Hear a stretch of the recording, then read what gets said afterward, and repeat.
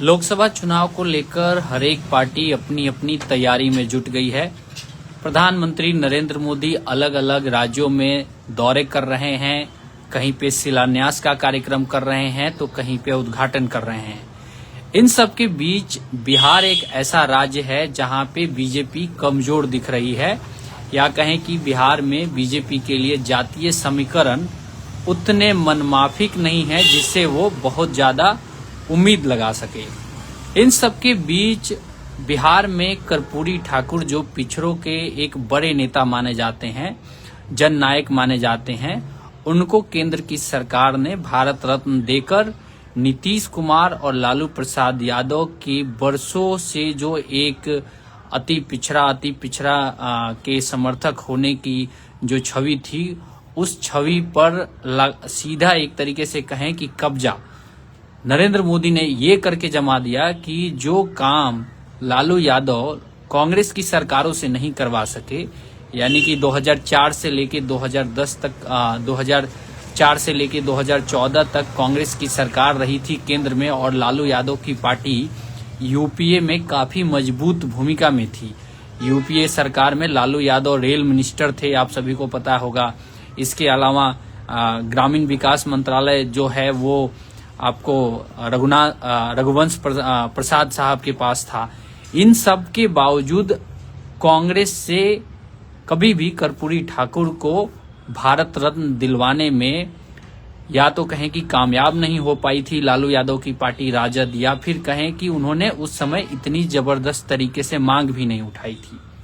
दूसरी तरफ नीतीश कुमार लगातार ये कहते रहे हैं कि उन्होंने 2007 में 9 में और भी अन्य समयों पे उन्होंने लगातार इस बात को लेकर केंद्र सरकार को पत्र लिखा था कि कर्पूरी ठाकुर जो जननायक हैं, जो पिछड़ों और दलितों की बात लगातार करते रहे, उनको भारत रत्न दिया जाए। लेकिन कांग्रेस की भी सरकार में भारत रत्न उनको नहीं मिला और नरेंद्र मोदी की सरकार के पहले टर्म में भी नहीं मिला। लेकिन अब उन्होंने कर्पूरी ठाकुर साहब को भारत रत्न सम्मान से नवाजा है, इसके लिए हम बधाई देते हैं।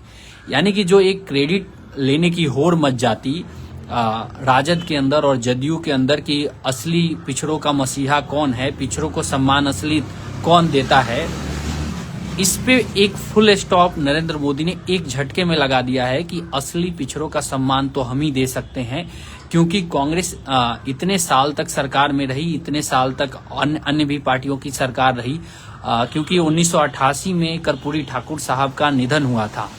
बिहार के मुख्यमंत्री रह चुके हैं, उन्होंने ही सबसे पहले पिछड़ों के लिए आरक्षण की अलग व्यवस्था की, यानी पिछड़ों अति पिछड़ों के लिए अलग अलग आरक्षण की व्यवस्था की।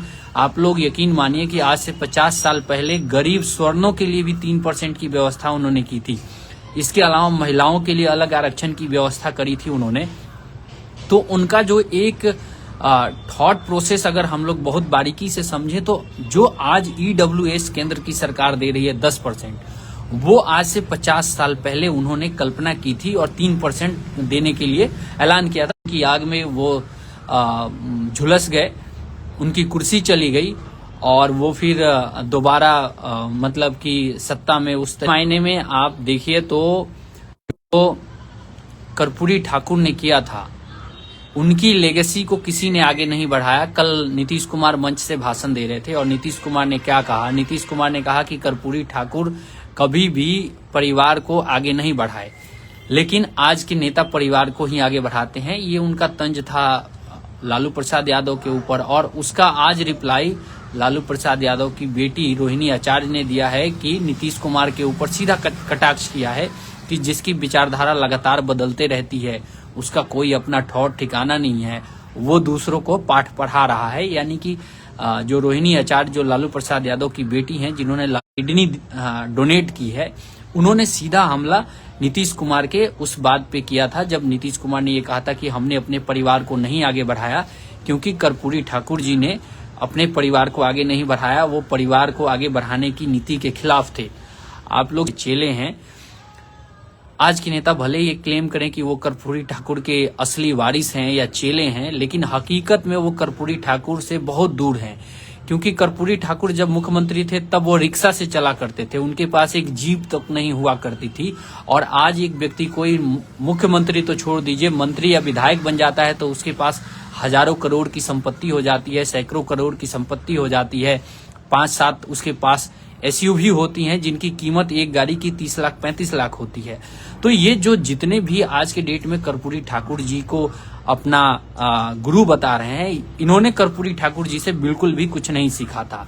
अब जब नरेंद्र मोदी ने कर्पूरी ठाकुर को भारत रत्न दे दिया है, इसका सीधा फायदा उनको आने वाले चुनाव में मिलेगा। वो जब बिहार में रैली करने आएंगे तब वो एक ही बात कहेंगे कि 1988 के बाद से कांग्रेस की सरकार रही, उसमें लालू यादव भी गठबंधन में रहे, लेकिन किसी ने भी कर्पूरी ठाकुर जी को वो सम्मान नहीं दिया, पिछड़ों को सम्मान नहीं दिया। लेकिन हमने वंचितों और शोषितों के मसीहा कर्पूरी ठाकुर जी को भारत रत्न दिया। और ये हमारी प्रतिबद्धता दर्शाता है कि हम पिछड़ों के उत्थान के लिए लगातार काम कर रहे हैं। इस बात से निश्चित तौर पे बिहार में राजद और जदयू के वोट बैंक में नरेंद्र मोदी भाजपा डेंट करने में कामयाब रहेगी, सेंध लगाने में कामयाब रहेगी। रतन कुमार गुप्ता जी लिख रहे हैं कि कर्पूरी ठाकुर जी के जैसा बिहार में कोई नेता पैदा नहीं हुआ, दूसरे भोलेनाथ पासवान जी ने थे। वो शायद कह रहे हैं कि दूसरे भोलेनाथ पासवान थे।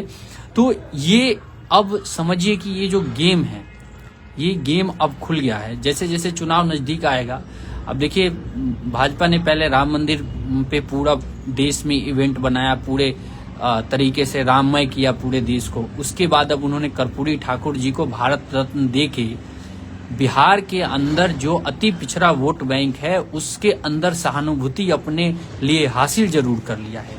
और रही सही कसर नीतीश कुमार जी ने धन्यवाद देके कर दिया।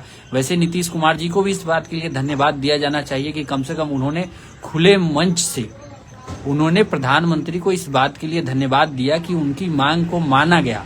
अब मांग तो हर कोई करता है, मांग तो इतने सालों से की जा रही थी, किसी ने नहीं दिया। अल्टीमेटली अगर नरेंद्र मोदी ने दिया है तो क्रेडिट तो नरेंद्र मोदी को भी जाएगा कि उन्होंने ही दिया। रही बात कि असली में कर्पूरी ठाकुर का चेला कौन है, ये तो उनके आचरण से पता लगेगा कि किसके पास करोड़ों रुपए की संपत्ति हो गई, किसके पास गाड़ियों का बड़ा काफिला हो गया, किसके परिवार के लोग राजनीति में पूरे जमे हुए हैं। तो कर्पूरी ठाकुर जी का तो कर्पूरी ठाकुर जब तक जिंदा थे तब तक उन्होंने तो अपने परिवार को आगे नहीं बढ़ाया। नीतीश कुमार जी अभी हैं, उन्होंने कल मंच से भी ये बात कही थी कि उन्होंने कभी अपने परिवार को राजनीति में आगे नहीं बढ़ाया और बढ़ाना भी नहीं चाहिए। अगर आपको शुद्ध राजनीति करनी है, अगर आपको राज्य के लोगों की भलाई के बारे में सोचना है, तो अगर आप परिवार को राजनीति से बाहर रखेंगे तो निश्चित तौर पे बेहतर काम कर पाएंगे। अगर आप परिवार को राजनीति में लेके आएंगे तब तो आप दिन रात यही सोचते रहेंगे कि मैं अपने बेटे को कैसे विधायक बना दूं, कैसे सांसद बना दूं, कैसे मंत्री बना दूं, मुख्यमंत्री बना दूं, प्रधानमंत्री बना दूं। तो कुल मिला के क्लेम करने वाले तो बहुत सारे लोग हैं। अब कहा एक किस्सा मैं आप लोगों को बता रहा हूँ। एक किस्सा है कि एक बार कर्पूरी ठाकुर जी ने लालू यादव से उनकी जीप मांगी थी। तब कर्पूरी ठाकुर रिक्शा से चलते थे और लालू यादव जी से उन्होंने कहा कि जरा अपना जीप दे दीजिए, क्योंकि लालू यादव के पास जीप थी, उस टाइम उन्होंने खरीद लिया था। तो लालू यादव ने उस समय ये कह के मना कर दिया कर्पूरी ठाकुर को कि जीप में तेल नहीं है। आप समझिए, जो कहते हैं कि वो कर्पूरी ठाकुर के चेले हैं, वो इस तरीके की बात कैसे कह सकते हैं, मुझे समझ में नहीं आता है। खैर, ये एक अलग विषय है। लेकिन जो आज राजद ये मांग कर रही है, राजद ये कह रही है कि ये उनकी मांग थी, बरसों से उनकी मांग थी। तो राजद एक मजबूत प्लेयर थी यूपीए 1 और यूपीए 2, यानी 2004 से 14 के बीच में 10 साल जो कांग्रेस की सरकार थी, उसमें राष्ट्रीय जनता दल काफी मजबूत खिलाड़ी थी। वो अपनी बात मनवा लेती। नीतीश कुमार तो यहाँ बिना सरकार में रहे अपनी बात मनवा ले रहे हैं, तो वो तो सरकार में थी, वो मनवा लेती। और कर्पूरी ठाकुर जी को उसी समय अगर ये मिल गया होता भारत रत्न, तो आज बीजेपी के पास कहने के लिए ये नहीं होता कि वो उसने दिया है, उसकी सरकार में दिया गया है।